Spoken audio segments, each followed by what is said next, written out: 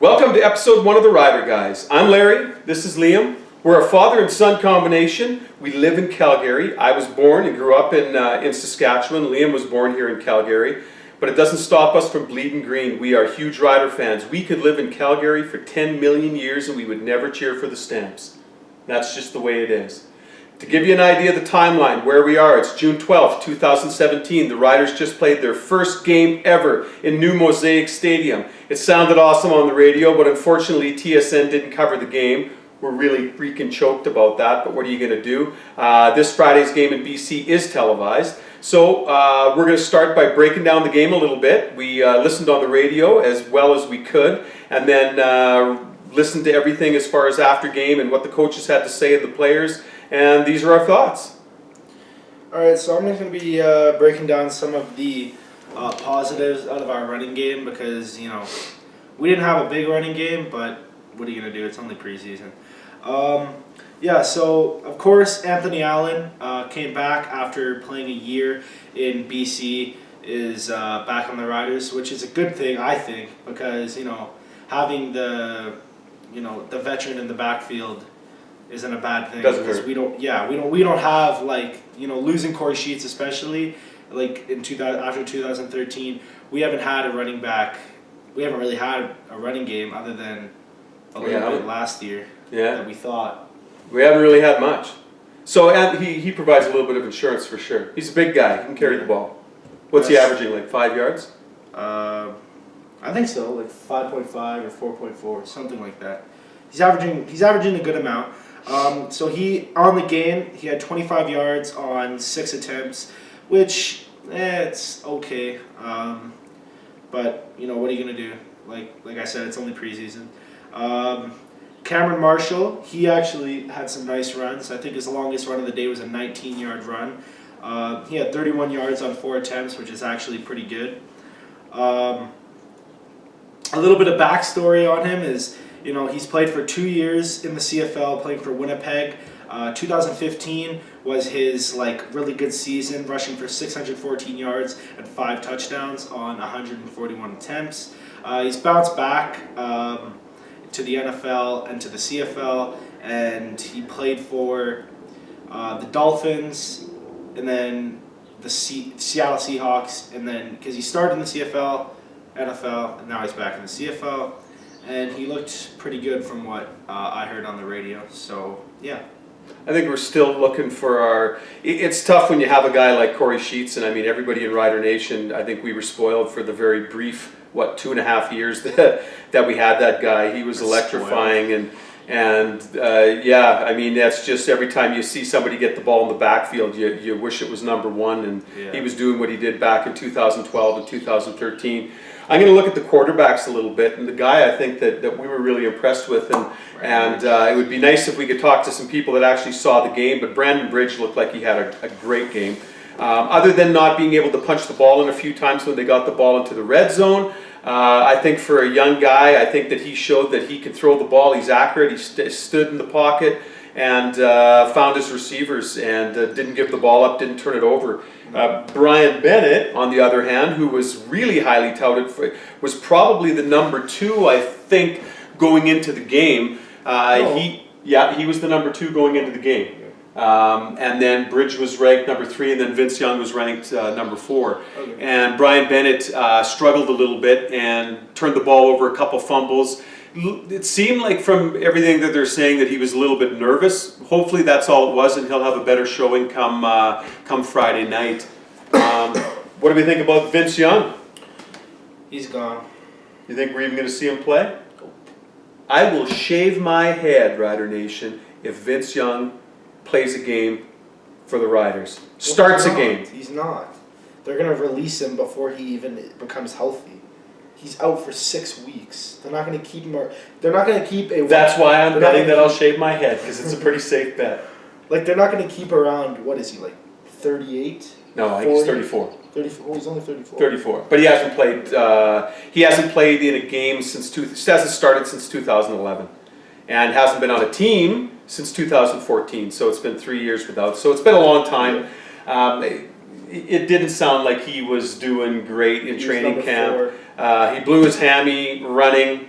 with the ball towards the sidelines. I think the big thing for him is getting into shape. I know that that's what they were hoping for, was to see him throw the ball in some game situations, but quite honestly, I don't think it's going to happen. It may, but if he's out for 4 to 6 weeks, they're going to have to, it's football, man, they're going to have to just move on. I mean, it was kind of sad not being able to see him because I was actually kind of looking forward to seeing Vince Young playing.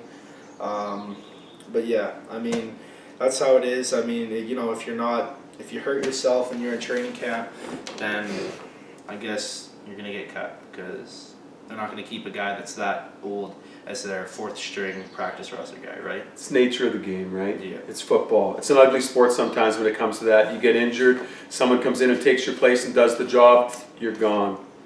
So turning to the defensive side of the ball, a couple of the guys that I'm really excited about is Zach Minter and Eddie Steele. These guys are going to be up the middle.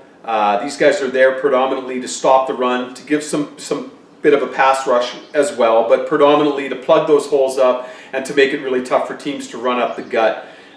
To me, I think that was one of our keys last year. Obviously, we didn't have a great offensive line, but our defense, we had no pass rush whatsoever, and teams would run at will against us. So I'm pretty excited that we're going to bolster our defense a lot and hopefully see some good things this year. Okay, so I'm just going to talk about some of the O-linemen that we have because, in my opinion, O-line are the most important players on the team.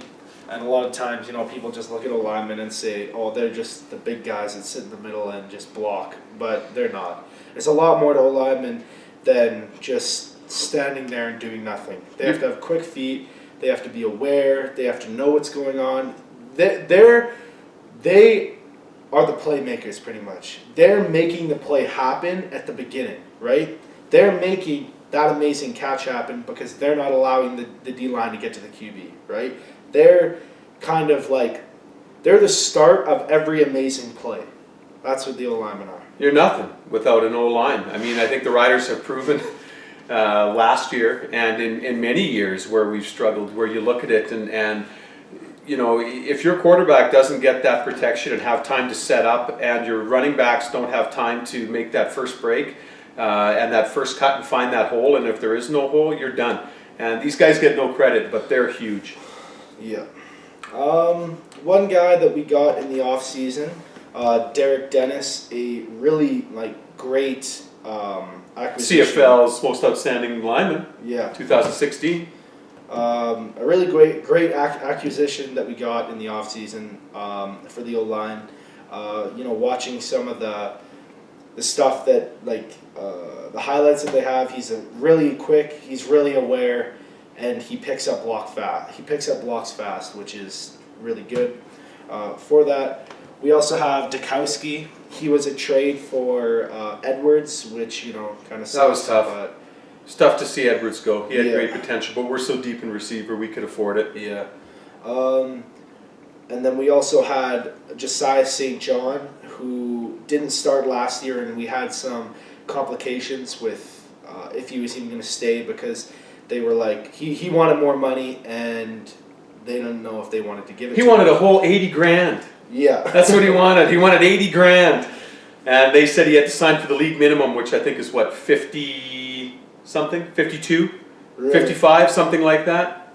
And yeah, he ended up coming for that. But isn't that something? In the NFL, it would be, you know, 80 grand. it would be 8 million. Signed. Yeah. Here, it's he wanted 80 grand. Anyways, that's the CFL. Yeah, so St. John, you said that he'll be starting this year. Well, I think that Maybe. he'll be split in time. I don't think that that's fully determined yet, but Dukowski was a nice pickup because he's a Canadian O-lineman. Yeah. And you can't have too much Canadian depth at O-line. We know that for he sure. was also an So All-Star in 2012, so Dukowski. yeah. Yeah, you know what? And the fact that he's Canadian, he gives us depth. He's a good guy. If we, I think the one thing that I've been impressed with the most with Chris Jones this year and everything that he's telling us, and when you see the roster, is that we now have some depth at positions where we just didn't have the depth last year. where a guy would go down injured and we'd be done, and that would be it, and we'd have nobody to fill in, nobody to do anything, and we'd be floundering. Now we're 2 and potentially 3 guys deep in most positions, which is awesome. So good job, Chris Jones, and hopefully it keeps up. Well, like even like last year, it was like everybody thought at the end of the season, Chris Jones has no clue what he's doing, especially when we had to when Darian Durant left and he signed Kevin Glenn. That was kind of a point where it was like, okay, does Chris Jones really know what he's doing, or like what's going on here? But it ended up being a good thing because apparently Kevin Glenn is doing really good in the training camp, and now we have Brandon Bridge, which he played outstanding in that preseason game. So, If I could, one thing I'll say about that, Lee, too, is that I know that Chris Jones got rid of Darian Durant, fan favorite, beloved. I love Darian Durant, don't get me wrong. He was here for 2 Grey Cup rings. Well, one that he actually started. Took us to two other ones, which were heartbreakers. But you know what? If we didn't get rid of Darian Durant, I'm not so sure that we would have got a guy like Dennis. And that's our blindside tackle. He's the guy that's going to be protecting our quarterbacks this year. And you can't put a price on that. And if we didn't have that salary freed up, I'm not so sure that we'd have a guy like that on our team. Sometimes you got to make those sacrifices. And Darian is one of the higher paid quarterbacks in the CFL. So I wish him luck.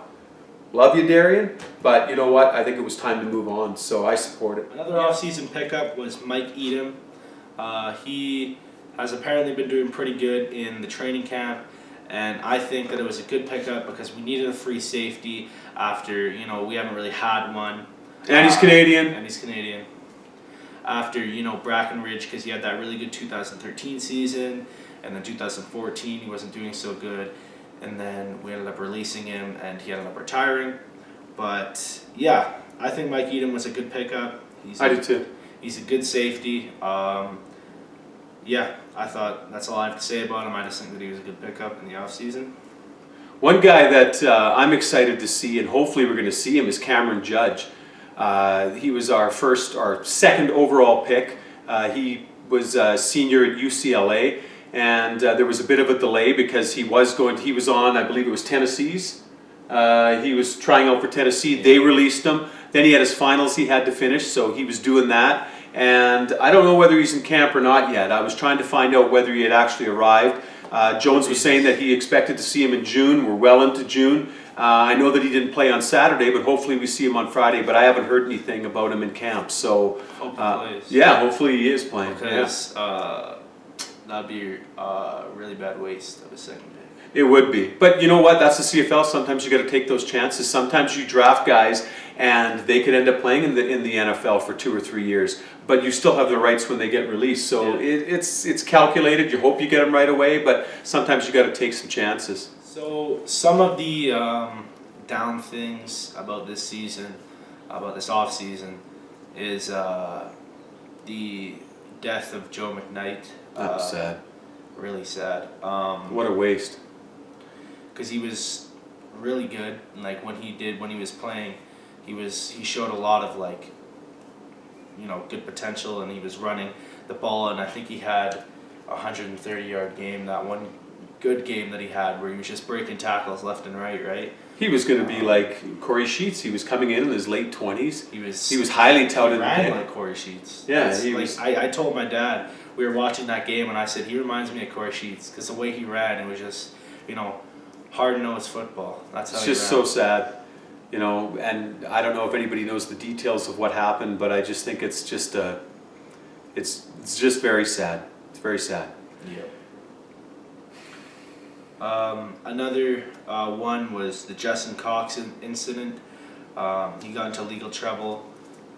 He physically assaulted a 23-year-old woman.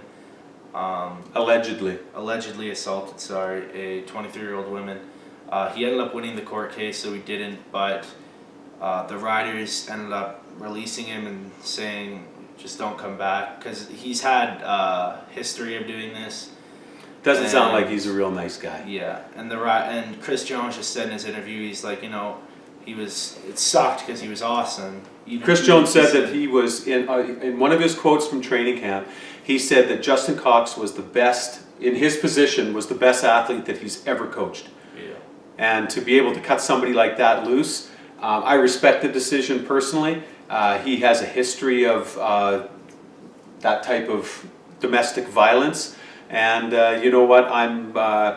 With some of the questionable decisions that Chris Jones and the Riders have made over the last year to 2 years, well, since he's been here, that's one decision that I fully support. So the rest of the stuff, though, Chris Jones, we can do without. Hopefully we don't see any more of that this year. I'd like this team to win a Grey Cup, but I want to do it the right way. So, and I think I speak for a lot of people in Rider Nation that, no more of the shenanigans and the going under the rules and the gray areas and whatnot. Yeah. Let's do it right. Okay, so now we're just going to talk about our 2017 expectations for the Riders and what we think is just going to happen this year. My honest opinion, I think that the Riders are going to be a competitive team. I want them to be a competitive team. I think that we've gone on for the 3 years now that we've just been awful, and it sucks. It really sucks being the worst team in the league. I grew up cheering for teams in the 80s and 90s. We had a lot of toilet seasons, so these last 3 reminded me of a lot of stretches I had when I was younger. I hate it. And I'm hoping we have better things this year. Living in Calgary and being the worst team. Oh, terrible! Sucks. It's terrible. I won't go to McMahon Stadium anymore. It's brutal. Even when we win, it's not. Yeah. I want them to beat the Stamps this year. I mean, I expect them to beat the Stamps this year, and if they don't, I'm going to be mad because, honestly, my most look forward games on the season are always the Stamp games. Me too. I get so hyped at those games. I'm screaming and yelling at in those games. It's crazy. It gets crazy. We need to kick their ass one of these days. We do. We haven't done that in a while. I think. Okay, what's your prediction? Okay, my prediction is pretty Keep in early. mind we're only 2 weeks into the preseason here, but that's all right. We're going to throw it out there. Yeah, it's early. I think that in our conference, they're going to finish second. Whoa. Under Edmonton. Really? Yeah. And the Stamps are going to be third? I think so. Wow. I'm not going to go so far as to say who's going to finish where, but I think that we're going to be a playoff team this year. I think the West is going to be super competitive. There's not really a bad team in the West. I'd be surprised if there is. I think if anybody's predicting it, according to what I've heard, TSN and that, they're looking at the Riders to potentially be that team again, but I don't think so. I think I like what we're building here. I think it's exciting, and bring it on. We're going to update you hopefully after the next preseason game, which is this Friday. And yeah, we'll have one more episode, I think, before the season starts. Yeah. Go Riders.